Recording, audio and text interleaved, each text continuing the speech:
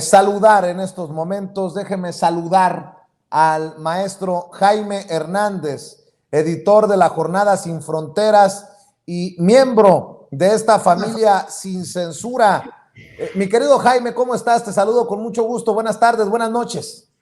¿Cómo estás, querido Vicente? Aquí listo para lo que tú me digas. Oiga, a ver, hablemos de la humillación de Andrés Manuel López Obrador o del Estado mexicano, y es pregunta. Sí, yo creo que todo tiene que ver con el incidente del pasado fin de semana cuando el presidente acudió a supervisar los trabajos para el rescate de los mineros en esta mina de carbón en Coahuila. Muchos medios y sobre todo a través de las redes sociales se dieron rienda suelta para presentar al presidente como un presidente insensible que solamente fue a tomar una foto, se fue a tomar la foto, haciéndose eco de estas voces de las madres, de los familiares, de los mineros que siguen sepultados. Y yo recordaba una vieja frase, creo que recuerdo que es de Ken Follett, que decía, cuando el Estado humilla a su pueblo, tarde o temprano, esa humillación regresa y nos atormenta a todos. ¿Qué quiso decir con esto? Que cuando el Estado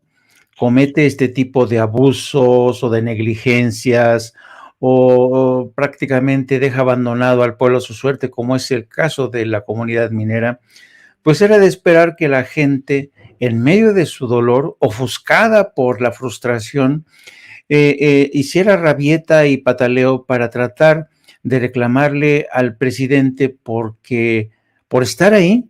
por no ofrecer resultados más rápidos. Y el propio presidente esta mañana, durante la mañanera, hizo una reflexión y dijo que él tenía que entender el dolor de estas familias y que él sabía muy bien que esta cuota de humillación viene con el terreno cuando uno es jefe de Estado, porque en muchos sentidos representa al Estado. Un Estado que se mostró negligente, un Estado que dejó que las grandes compañías mineras hicieran lo que se les pegara la gana explotando esta clase trabajadora, dejó que pervivieran las minas que operaban bajo un sistema clandestino que aún se está investigando. Entonces yo creo que, pero claro, la incapacidad de algunos medios o analistas para lograr entrever este trasfondo de rezago, de injusticia que ha larvado en el corazón de las familias de los migrantes que hoy pues siguen a la expectativa,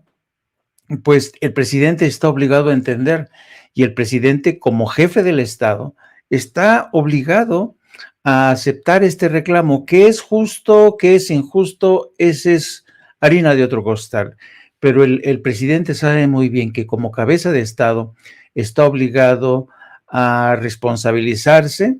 y aceptar esa cuota de humillación. Habría que decir también, por supuesto, el juicio que uno como analista, como periodista, como simpatizante de la 4T tiene. Es evidente que en primera instancia quien tiene que responder es la empresa minera, que es la dueña o que tiene esa concesión. En segunda instancia tiene que responder el gobierno del estado de Coahuila y en última instancia el gobierno federal, pero curiosamente fue el gobierno federal el primero en responder y a las 2 horas de registrar esta tragedia, el presidente envió a efectivos de la Guardia Nacional, de las Fuerzas Armadas, rescatistas. Entonces, yo creo que se le puede culpar a todo el presidente menos de ser insensible y yo creo que el presidente tiene tal bonomia que es capaz de entender este enojo, este enfado, esta rabia de la gente que le pedía, que primero le reclamaba que qué hacía ahí, y luego cuando veían que se iba el presidente, les dijo, no te vayas, te necesitamos, algunos le decían. Así es que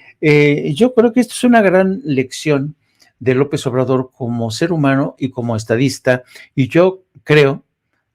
que el reclamo